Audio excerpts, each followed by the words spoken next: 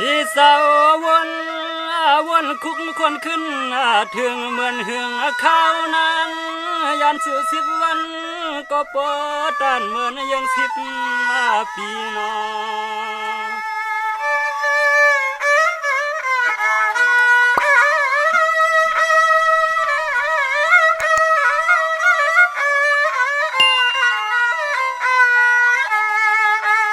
พี่สาววนปวงทวงสู่อยู่กูยามน้องคำนุ่มเมื่อปีวันเลียนา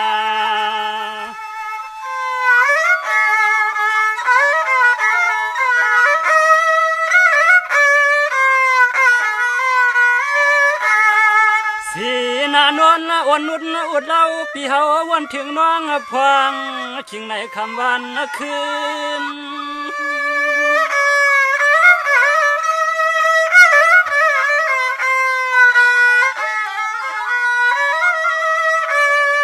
สองว่าด้วยลูกกูรวมถอยเสอปีสุดเข้าออกมันเสียนห้องหมอกสู่น้องมองเสียมกูเข้าขิงยิงเล็กลาลื่น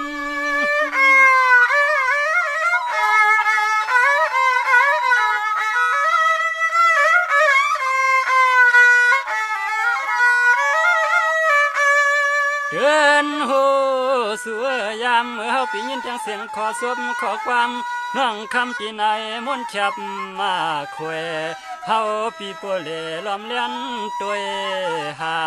เฮาทางตัวเตสู่น้องมาห้องมาสาใน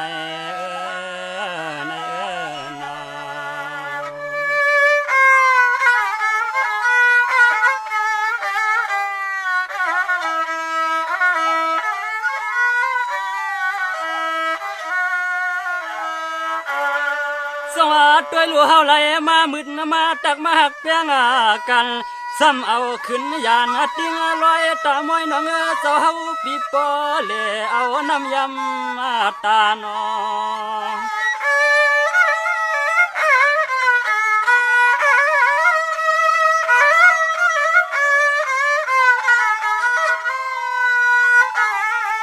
ด้วยลูสุเตหือป้าว่าเฮาไม่เมากับเราน้องเต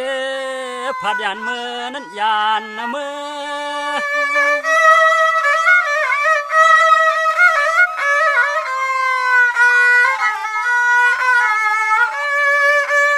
สวัสด้วยลูน้องเตอำหูปีตาใจลูหยองคว้างอยู่ก็อำไลให้อยู่ก็อำเถือกสุดหน้าเตือกใจเตือกคอปีปอเลงเอาอ่อนเค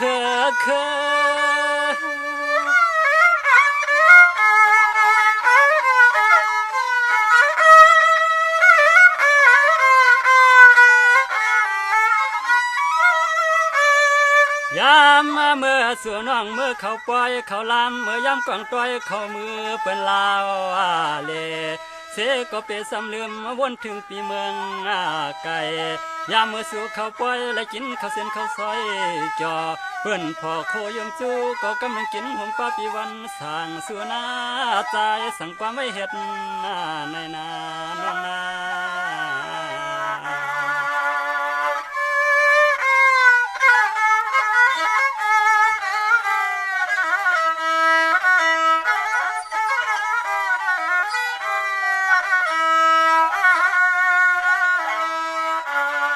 สองน้องเมื่อก็จึงให้เมื่อมนเมื่อโนเมื่อโขเมื่อล้วนตามนอ่อนยิ่งน้องเศร้าหลับเตียงทุ่งเมืองตอนปวดไก่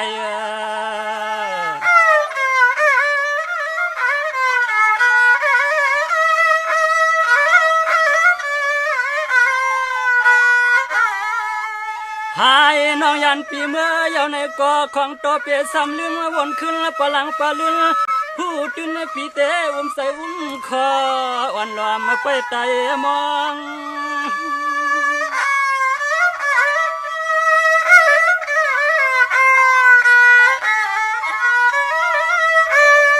สองอาตัวลูกปีกสมาเลยลอยลานยันขวาผัดกะก็ตีในก่อของตัวจึงให้เจียวคอยขึ้นนั่งวันปีเตสำหอมนิ้วมืออ่วงมืออ่อนลองไว้สู่ตอง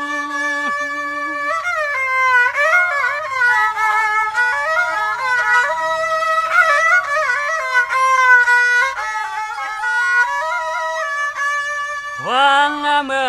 องมือห้องความตีในเก็บไว้เกลำก็คำเมื่อเปสำลืมมือหาปีตังน้องลมห้องความมามนความมาจอ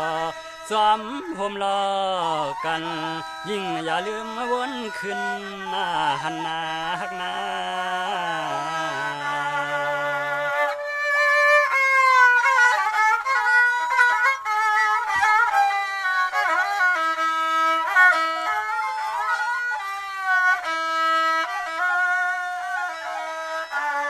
สวรรค์วางด้วยลูกพองอันวันตกจมหายสายเลือนสายเหล่าแรงขึ้น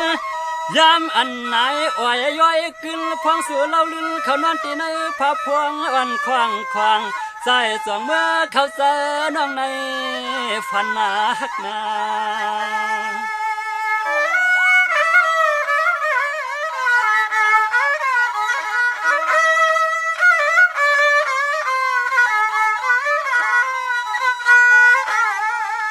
ยามเมื่อน้องยันปีเมื่อใสเสียนเจอหักใจก็จอมน้องเมื่อเย้าสูงเครื่องหอมหักนานเอาไว้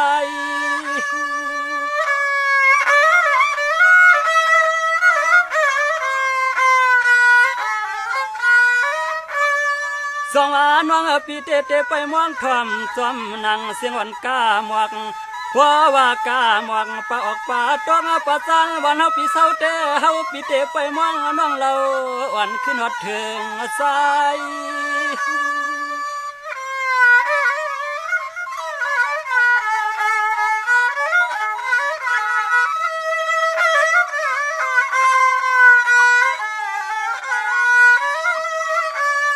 ยามเมื่อ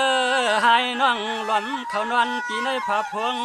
ตีในผ้ากางสุดมุงเขานอนตีในผ้าพวงอ่อนของควางส่องใหญ่วันพี่ว่าอย่าลืมมาวนถึงปีวันนาลีอย่าลืมมาวนถึงปีวันนาลีนาฮักนา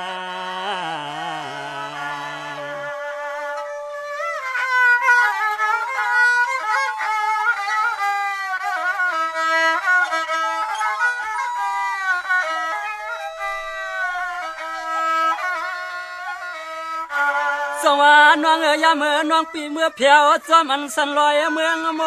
รวมทั่วลิวเพื่อปิวหาย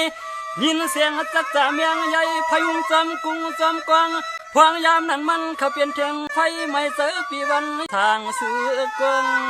เลีย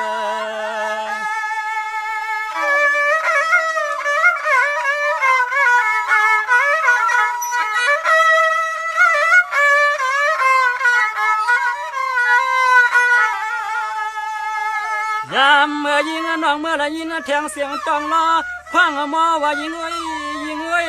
สู่วันตัวนานนั้นมันเขาเปลี่ยนเงินเสียนเจอปีจ้องห้องจอมให้ตัง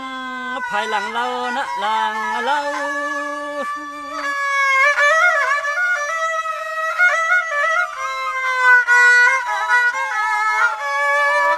โดยลูเสียมเมื่อยามชิงพวนหาผ้าแตกลึง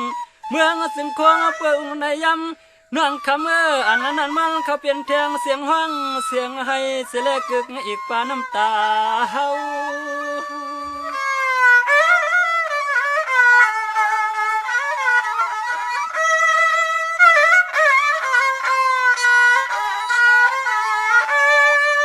มันย่อยตกกับเสือน้องเราปีเฮาวนมาปวงเสเลตังให้ตังเขียนน้องนา